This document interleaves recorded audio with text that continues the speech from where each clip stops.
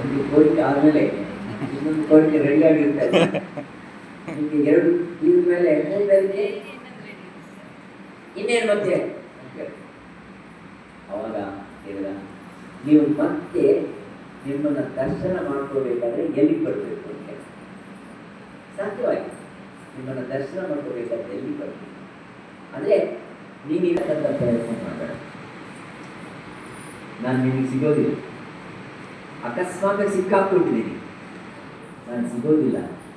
ಆದರೆ ಒಂದು ಮಾತ್ರ ನಿಜ, ವೇದಗಳನ್ನು, ವೇದಾಂತವನ್ನು, ವೇದಾಂತ ಅರ್ಥವನ್ನು, ಅಂತರಾರ್ಥವನ್ನು ಎಲ್ಲಿ ಹೇಳಲಾಗ್ತಾ ಇದೆಯೋ ಅಲ್ಲಲ್ಲಿ ನಾನು ಇರ್ತೀನಿ. ಆ ಕಾರಣ ವೇದಾಂತಾರ್ಥ ಎಲ್ಲಿ ಆಗುತ್ತೋ ಅಲ್ಲಿ ಖಂಡಿತ ನಾನು ಇದ್ದೀನಿ ಅಂತ ತಿಳ್ಕೊಂಡು ಯಾರು ಹೇಳ್ತಾರೋ ಅವ್ರಿಗೆ ನಮಸ್ಕಾರ ಮಾಡು, ನನಗೆ ಬರುತ್ತೆ, ನನ್ನ ತಿಳ್ಕೊಳ್ಳೋ ಅವಶ್ಯಕತೆ ಇಲ್ಲ.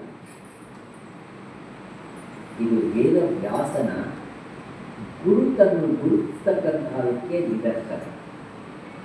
ಎಲ್ಲಿ ವೇದಕ್ಕೆ ಕೆಲವಾರು ವಿಷಯಗಳನ್ನು, ವಾಕ್ಯಾರ್ಥ ಅಂತರಾರ್ಥಗಳನ್ನು ಹೇಳುವ ಸ್ಥಾನದಲ್ಲಿ ಯಾರಿದ್ದಾರೆ ಅಂದರೆ ವೇದ ವ್ಯಾಸ ಇದ್ದಾರೆ.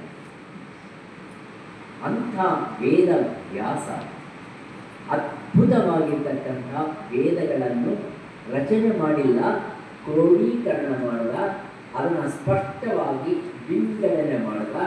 ಋಗ್ವೇದ, ಯಜುರ್ವೇದ, ಸಾಮವೇದ, ಅಥರ್ವಣ ವೇದ ಅಂತಂದು ಬರೆದ. ಅಷ್ಟೇ ಅಲ್ಲ, ಅಷ್ಟಾದಶ ಪುರಾಣಗಳನ್ನು ಬರೆದ. 18 ಪುರಾಣಗಳು, 18 ಪುರಾಣ